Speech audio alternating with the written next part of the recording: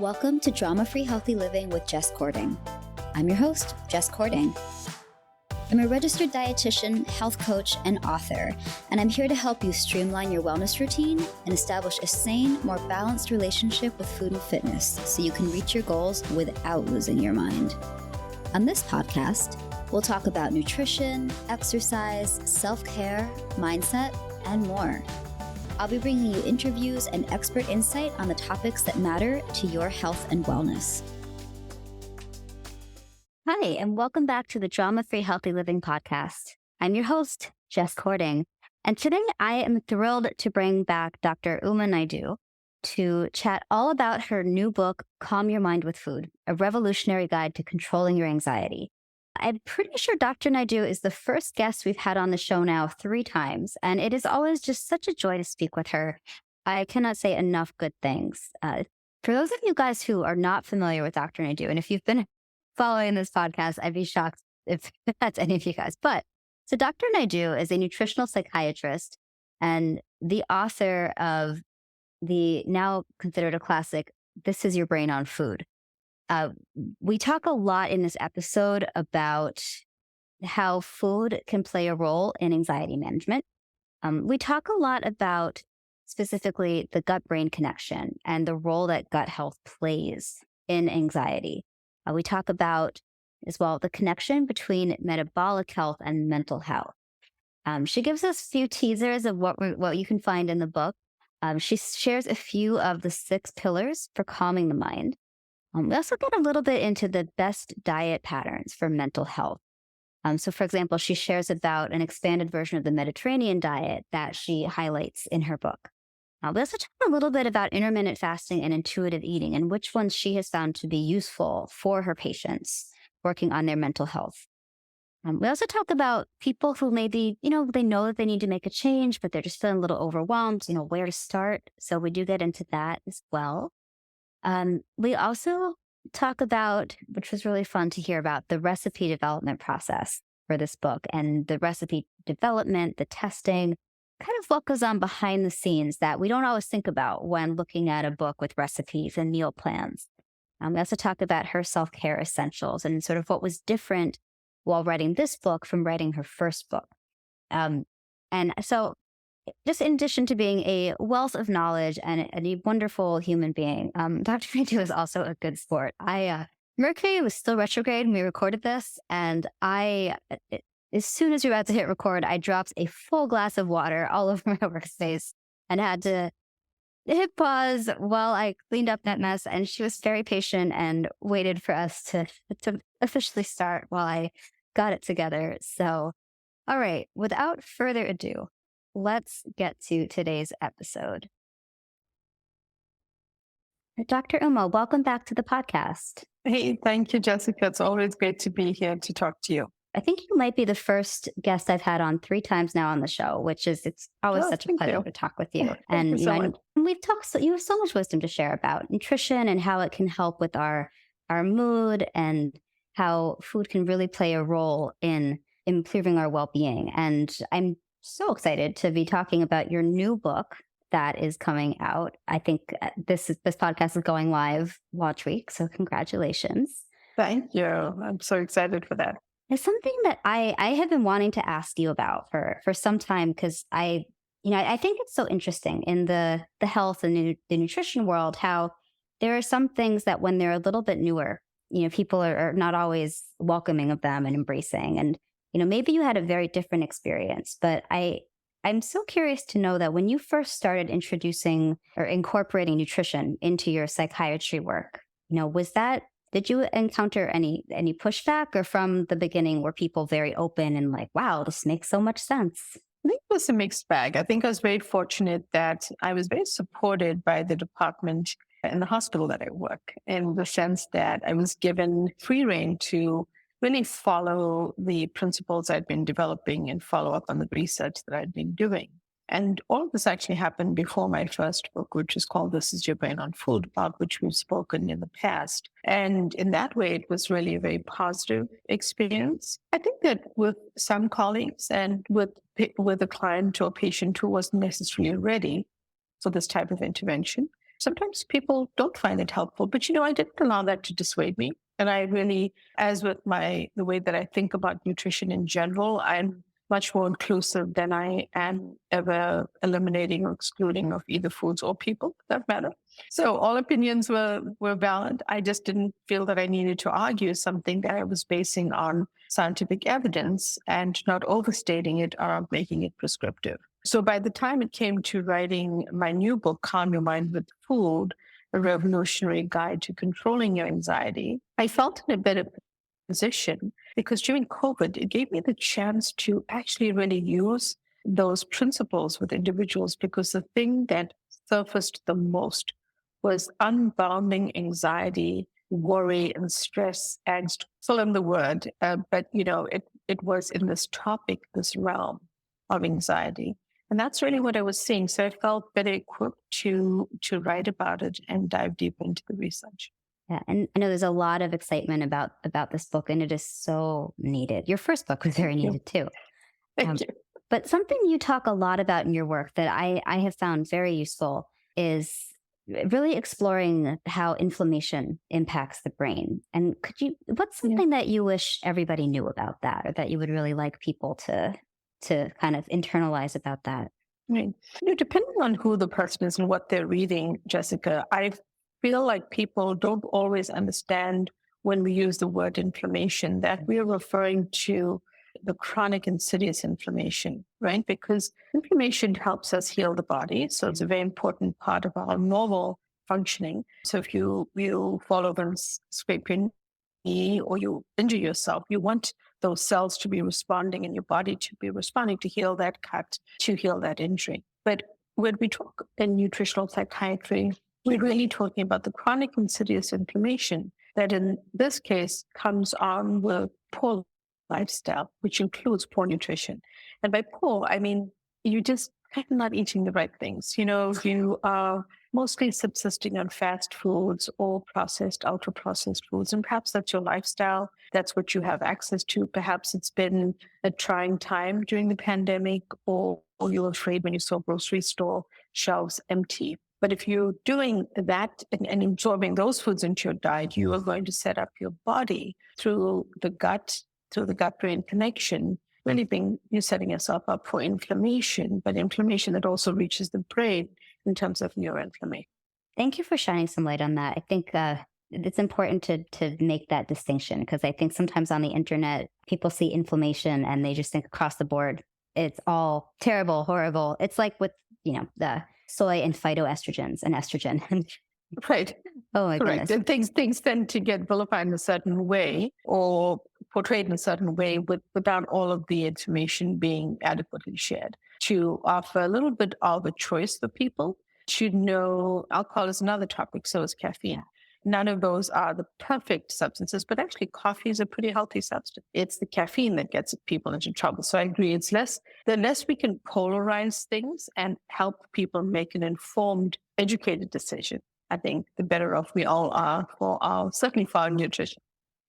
Something I think there's also a lot of confusion around, or something that I know my patients and clients have expressed feeling confused about and wanting to understand better, is the role of gut health and well-being. And you also do a lot to shine a light on really the role of gut bacteria in anxiety management. And could you share a little bit about why that's important, why we should care?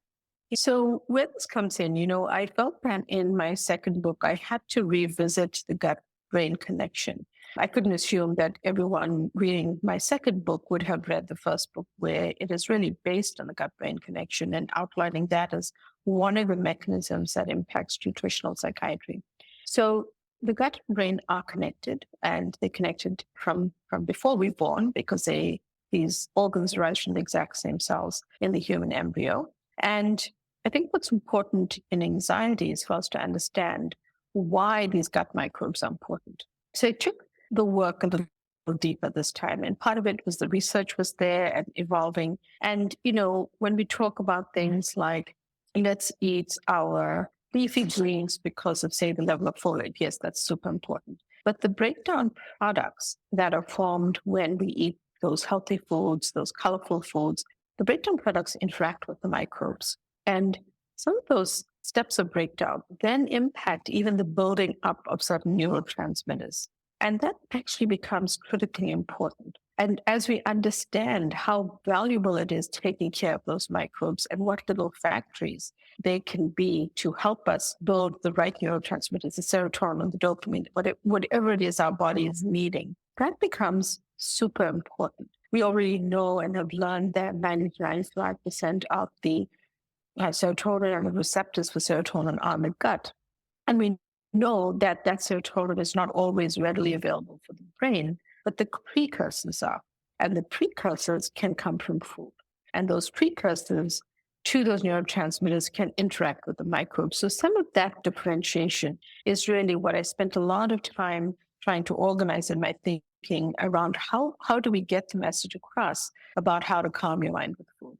I love that so much. And that is something that I have been fascinated by over the years. Like that was one of the first things that actually got me interested in the food mood connection going on, I think probably 10 years ago when I first started, researching that and talking about it in my work, because it was learning about, what really drew me in was learning about tryptophan and the role of tryptophan. And I was like, this is so cool. Exactly. That's such a great example. And by the way, many people just assume when they hear tryptophan, they think Thanksgiving and turkey, but turns out, chickpeas have tryptophan. So it's good to know that there are many sources. Yeah. So you heard it here, guys. It's not just in Thanksgiving turkey. There are many food sources of tryptophan, or a good amount. So one other thing that I think we've been seeing more discussion about more, in more like lay media is that it's leptin and ghrelin, and particularly leptin, and the role that leptin plays in a number of things related to our health and well-being. But in your book, you do discuss the importance of balancing leptin through the diet. Could you tell our listeners a little bit about why this is so important?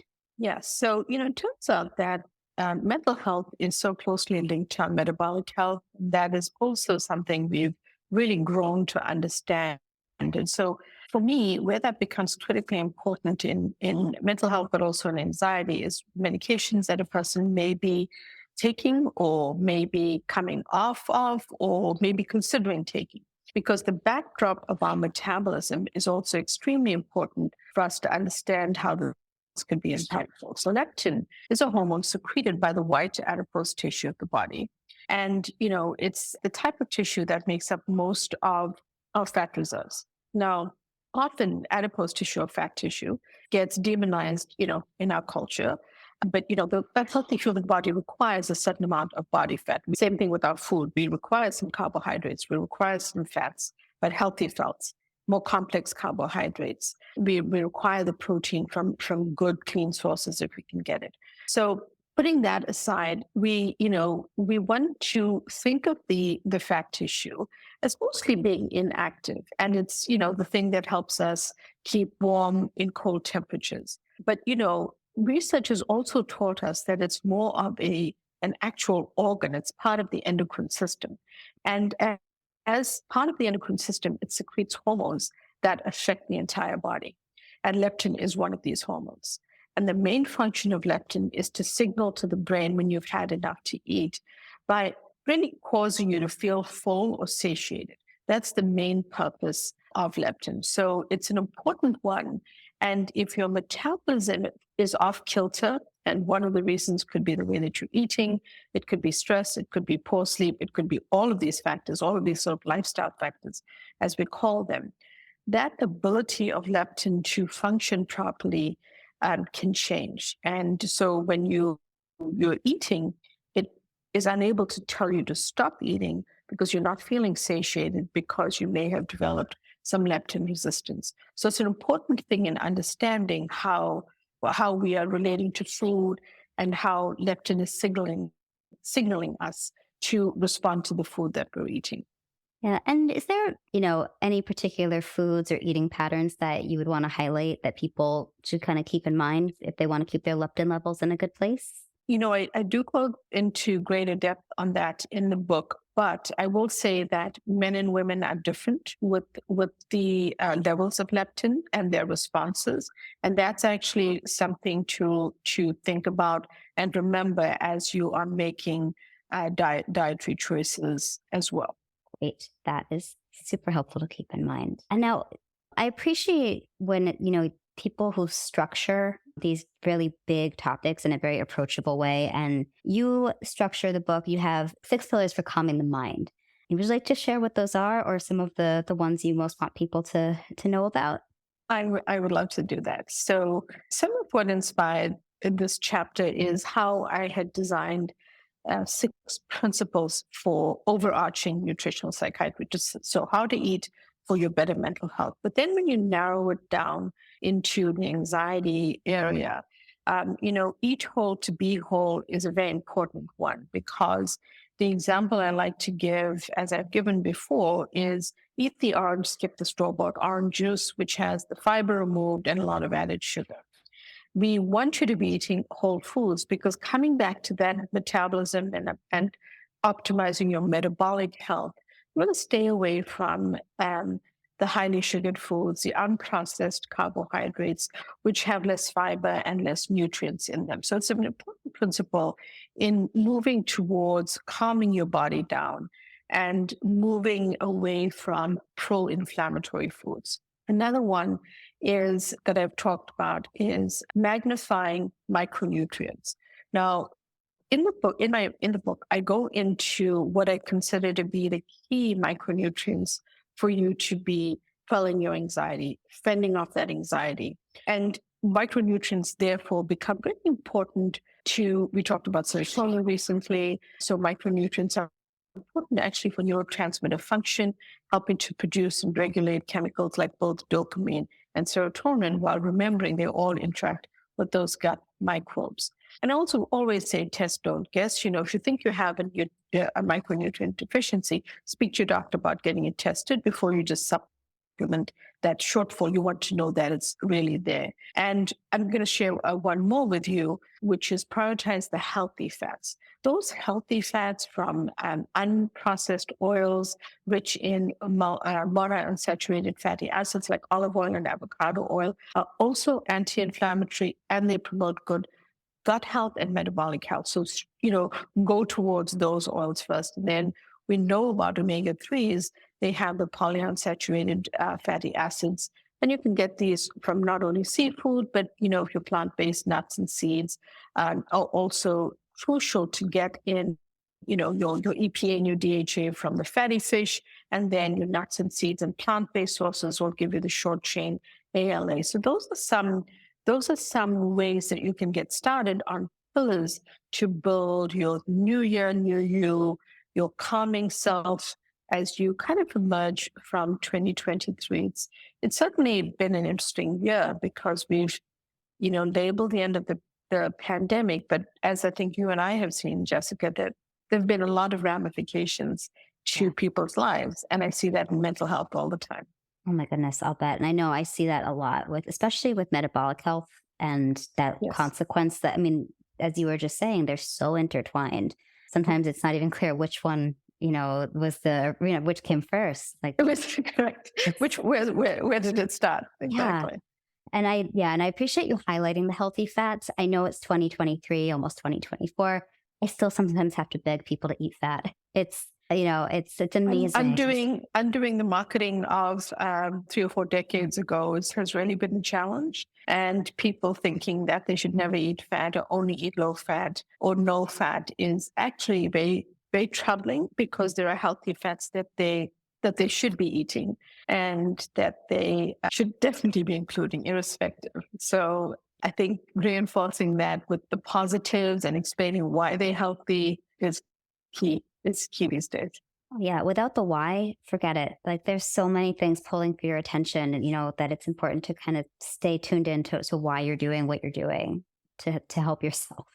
I agree. I think one of the things that people should remember is different phases have brought on changes in how we eat, not necessarily the best way. And so embracing healthy fats is really an important part of getting our minds to feel calmer and our bodies to be less inflamed and our metabolic health to be moving towards a better norm. So none of us is perfect, but if we have some elements of poor metabolic health. We can change that by how we're eating. Absolutely. And then, so I, something that I find fascinating is how people are so quick to want to label their eating patterns or, have like, yes, I'm following this diet. From a research standpoint, are there any particular eating patterns that you would say are most beneficial for mental health? I go through different patterns, but I talk about intuitive eating. I talk about the Mediterranean diet. But one of the patterns that I like the most is what I call the Mediterranean diet. So it really is, again, the principles of the Mediterranean diet, but I've really brought in spices and vegetables and fruit and variations, as well as other products, but variations of the Mediterranean diet, but made it more inclusive of other cultures that may want to eat healthy. But when you say Mediterranean, people think of only one region of the world, and there's a lot of good data behind eating these foods. So I think if we expand it a little bit, those recipes and those ideas got me really excited. So I did some combinations of foods that had some Korean elements and spices and vegetables, as well as using those Mediterranean principles. And then I helped people really think about, I've got a lot of questions about fasting, intermittent fasting, time restricted eating, but I actually find my patients use intuitive eating the best, and that they find it easy to do. And it's a principle that can help them modulate the amount they should be eating, the time they should be eating, and they get into a pattern that actually helps balance their blood sugar. It helps them ease their calm because they're not eating a donut for breakfast and then having a bagel for a snack and then having a sandwich for lunch. It's much more whole foods that are less processed and just better for their body.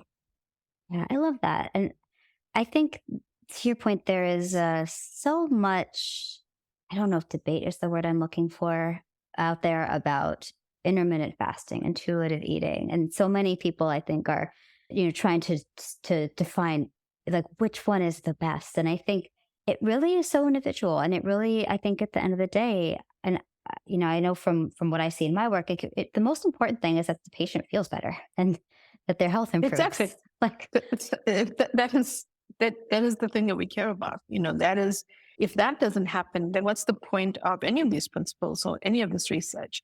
I think ultimately, and that is actually another reason why I tend to be more inclusive in how I think about nutrition principles than eliminating or excluding foods. Because I think the moment that someone feels deprived or feels like, I can't have that donut, I can't have a slice of cake on my birthday, I try to tell people it's not about those day-to-day events that happen in our lives. I wouldn't want to deprive someone of a cupcake on their birthday, but it's much more about the longer game, right? Not only is our longevity important, but the longer game in terms of this being marathon and not a sprint. I'd much rather you have that on your birthday, but then know that the next day you get up, you exercise, you get some sunshine, you eat in, a healthier way, and you kind of resort to those basic principles. And if it's one message I want people to take into the new year, it's that you can enjoy food and you can still actually calm your mind. And there's a real way that you can do it, because we just live with so much of angst and worry all of the time. And I speak from experience of that. So I want all of us to feel our best health when it comes to our mental health. Now, for somebody who, they know that their diet is playing a role in, their mental discomfort, or, they know that their mental health is not the best it could be, and they want to make a change, but they're feeling overwhelmed. What might you say would be a good starting place? So I'm going to say something that seems counterintuitive, but I'm going to ask them to take a step back and sit with themselves a little and almost calm down their system so that they can be open to a new idea or change in how they're eating. And that could be as simple as just having a mindful moment, learning a meditation, learning a breathwork exercise that helps calm down their system. Because I know from personal experience, I cannot take in new information if I'm overwhelmed or if I'm, so stressed that I'm sort of beyond a certain point, and how many of those moments did we experience in the last several years. So I asked them to just sort of take a step back, even learn a suggested breath work exercise before they see me, so that they're sort of practicing something that helps calm down their system. And as that happens, ask them, well, is there a habit, a food, a beverage, something you're doing? Maybe you're going to sleep at night with the television on because it's the only way since the pandemic you can sleep. And you fall asleep, but when you actually ask questions more deeply, you're telling me you're actually falling asleep at 1 a.m. when in fact you're getting into bed at 10 p.m. And that may be because all of the lights and the sounds and the television being on, all of this is actually impacting your sleep. It could be as simple as that, or it could be that you've picked up a glass of wine to help you sleep and to calm you down. So to get de-stressed at the end of the day, you're drinking a glass of wine and you know it's going to help you sleep. Unfortunately, it's ramping up your anxiety and it's impacting your sleep architecture. Now, wine or glass of wine in the right context, completely different. So I think just finding what it is, people often know what's bothering them, but sometimes they feel so overwhelmed that they can't articulate it. And it's really important to start there, because to me, it becomes a fulcrum of treatment where they start becomes the starting point of where they can build upon to have a successful nutritional psychiatry plan to help calming their mind. Yeah, I love that so much. And I think what you shared about not being able to take in new information when you're feeling very stressed out and already maybe overloaded. Thank you for sharing that. I think there's so much information coming at us all the time. We don't always stop and listen to ourselves, which is really important. Great. Too. And that's where it starts, because, if I'm coming in to ask advice, Jessica, I'm happy, that you're eating well, or maybe but it's important what I can figure out for myself, because the other thing is that people don't like to be told what to do. So I engage them in the discussion because I understand a little bit of the psychology of eating, and I've studied it. And it's partly, if they can participate in the decision, they want to make the change. If they're told, do these 5 things and take this list and go to the supermarket and buy those foods, they just end up being stunned and not really wanting to do it. And so in the book, what I do is I developed a grocery list for, an anti-anxiety shopping list. But I have placed it in the book at a point where I've shared the science. I talk about where they should be at. So it's a build up to get to that point of, what should I do and what should I buy? And, I want people to be buying the book and taking photographs of those pages and taking it to the supermarket and making the checklist from it, because it's a way to really reframe how we're thinking about those foods. And I love that so much. I find that so often people will say they want you to just tell them what to do. If I had a nickel for every time I've had someone say, just tell me what to eat, I could buy a villa like in Italy or something, right? Like, I think what I always say to people, and, I'm like, have you ever been to a dietitian before? No, great. Well, I ask a lot of questions. Like because it's important. Like, I think the person does have to feel involved, and, it has to come from them. And I think if we just like kind of give them a list like right off the bat without finding out anything about them, that's like, hit and run kind of stuff. We don't know what we might have, where that's hitting them, where are they coming from? But I do want to highlight, like, people who don't create recipes and meal plans, I think don't quite understand how complex it is. So I just want to give you a lot of credit for putting those together for this book, because, oh my goodness, it's so, but it's needed, but it does take it's a lot. Needed, but it's so funny how social media and God bless the people who are creating 3 recipes a day and showing us how it's oppressive. But what I will say is, to us everyday human beings, it's not easy. And I spend a lot of time really thinking about what I like to eat and what's flavorful. But I wanted to make it simple and straightforward for people to do. And here's a little teaser, Jess. There are also non-edible components to my recipe section. So you can't eat everything that I have given you a recipe for. But, in reality, we want to eat foods that's flavorful and that we enjoy.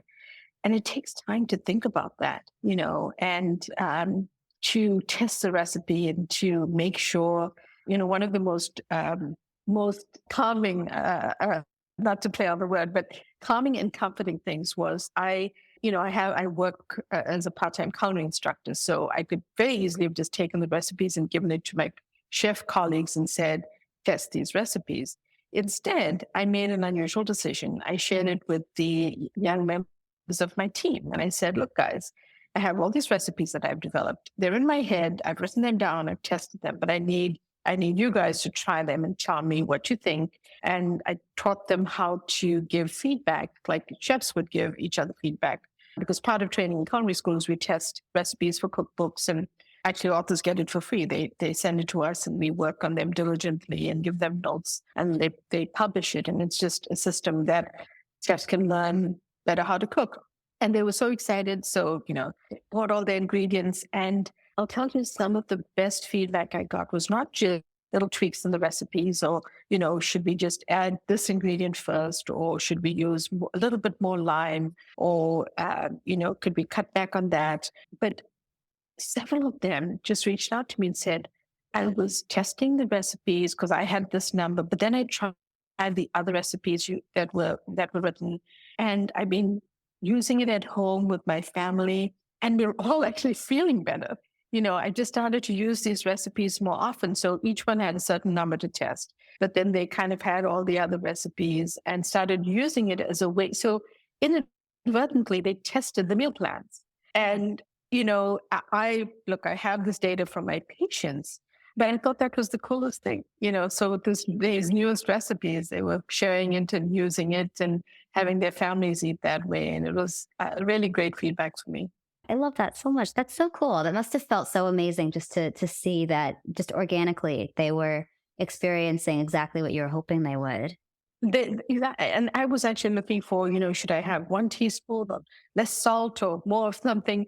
They gave me that, and then they gave me more. So it really was a gift. And I think for me, it really helped me believe more deeply in you've written books, Jessica, it's kind of in your head, but then to see it in action and see people actually feeling better, was huge for me.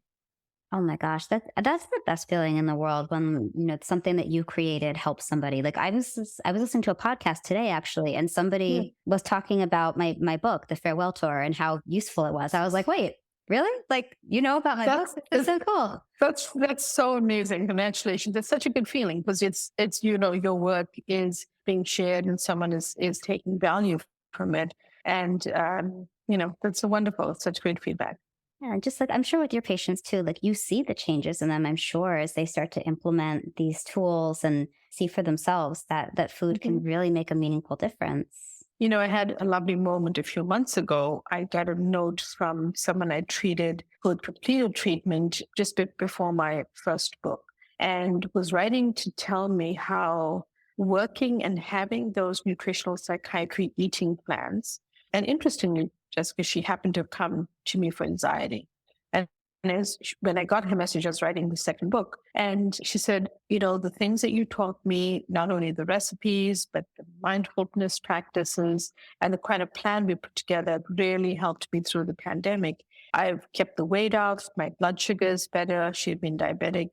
And my anxiety is still in control. And when I travel or something gets a little bit off, I know the things that I need. I don't get upset with myself. I remember just to go back to the way I was eating. And, sometimes those notes that people write to you are worth, I want to say $1 million, but it's really not the financial value. They're worth so much because they help me feel greater confidence in this work is so important. It helps people's lives. It helps them live better. It helps them feel calm. It helps them combat the anxiety. I think one thing I think is that we don't always talk about with this work, and I know we've talked about this previously, just about how the person supporting those clients, those patients, what tools they use in their own life, because I think the caregiver, the provider, needs to be taken care of as well. And I've so appreciated your chatting with me about that before. While working on this book, what were some of your self-care essentials? So I'll share a little bit about the fact that writing this book, well, the information was easy to gather and I was seeing it clinically. It was very hard for me for a very unusual reason. As I was writing this book, we were still sharing and I was still going on podcasts for my first book. And part of that, I say this with humility, was the first book has continued to do very well. So this is, Brain on Food is basically now considered a classic and it's, backlisted and people continue to go to it. And I feel very blessed for that. But it also made me very busy. And that busyness and that success almost tipped me over in the wrong direction because I was trying to put together the thoughts and the outline and proposal and all of the steps, that you go through for your book. And at the same time, recording podcasts and being invited here and there. So it was all good stuff. It was good stress, actually. But it doesn't mean that it didn't affect me, how I was thinking and how I was feeling. So one of the biggest things for self-care that I had to almost lean into more around writing this book was how to manage my stress better. Because stress can come, like I say to people all the time, can come from being successful. And you still need to be able to manage it because you can sleep poorly, you can not be concentrating as well, you can make the wrong food choices, you can be running through an airport and only see fast food and think, well, that's all I should eat then.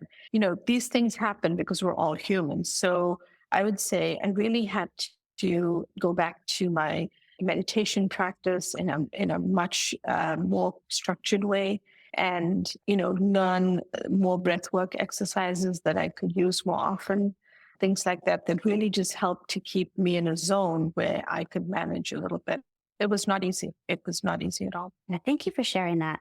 I do, I've seen that it can be really easy to lose sight of the fact that the people out there doing this incredible work are humans on, having a human experience on this planet.